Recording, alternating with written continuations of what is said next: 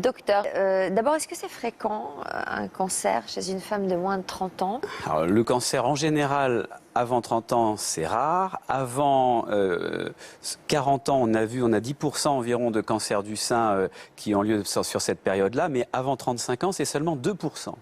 Donc on est dans l'exception, la rareté. On considère que l'âge moyen d'un cancer du sein, c'est autour de 60 ans. Donc on est sur quelque chose qui n'est pas habituel. On voit qu'on est sur une forme rare. Et en général, ce sont des cancers agressifs parce que ces femmes sont jeunes, donc les cellules cancéreuses se développent plus vite. En tout cas, dans la tête du cancérologue, on raisonne un petit peu sur ce versant-là, en se disant il ne faut pas traîner, parce que parfois, ou plus souvent que chez les personnes plus âgées, la maladie peut être plus évolutive.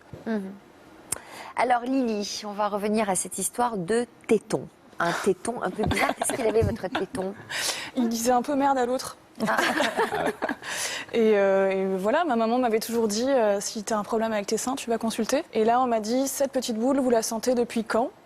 Quelle petite boule? Ouais. Donc là, mammo, et ensuite biopsie. Et voilà, et les résultats. Et là, on comprend pas. Ben, si jeune. Ouais, non, clairement. C'était pas trop mon plan de vie, le cancer du sein. Mais non, on s'attend pas du tout à ça. C'est la dernière chose à laquelle on pense. Et vous, Noémie, ça s'est passé comment? Moi, ça a été très très rapide parce que c'est pas du tout vulgaire, mais moi je dis que ça a commencé parce que ça me piquait le minou. C'est comme ça que je commence mon spectacle. Et je me suis dit, il faut que j'aille chez la gynéco parce que j'étais un petit peu parano à me dire, oh, mais si je peux pas avoir d'enfant plus tard, il faut que je consulte tout de suite. Et j'étais chez la gynéco. Piquer le minou, c'est ça? C'est l'expression que je dis, c'est pas du tout vulgaire. Je dis que ça me pique le minou parce que ça comme une mycose en fait. D'accord. Et je suis allée chez la gynéco et la gynéco m'a dit, Noémie, il n'y a pas de mycose, mais par contre, il y a une petite boule dans le sein gauche, ce serait bien de consulter. Et comme je suis un petit peu flippée, je me suis dit, il faut que j'y aille tout de suite. Et comme Lily, écho, parce qu'on n'envoie pas des rayons pour rien, on est trop jeune. Mammo, biopsie et annonce du cancer. C'est très rapide une fois que l'écho est lancé. Souvent, ils n'attendent pas longtemps avant de...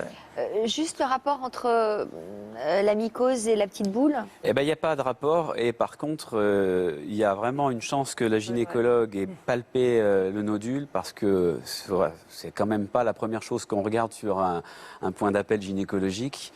Et champagne pour la gynécologue, parce que sur des seins denses de femmes jeunes, pour trouver une petite boule, parmi tant d'autres qui sont bénignes, des kystes, etc., c'est très compliqué. Et c'est qui était grosse. Oui, alors finalement, en cherchant. Oui, après, voilà. Mais c'est vrai que pourquoi il n'y a pas de dépistage chez les femmes jeunes, c'est parce que les seins à la mammographie, on voit très très mal, vraiment, les nodules, on les voit quasiment pas. Ils sont pleins d'eau, les seins, à cette période-là. Et puis, à la palpation, on peut avoir des nodules qui sont quasiment de la même dureté que le sein lui-même. D'où le fait que l'on a des diagnostics de tumeurs qui font facilement 4-5 cm au diagnostic, alors que chez la femme plus âgée, avec la mammographie, bah oui, on trouve des nodules de 5 mm.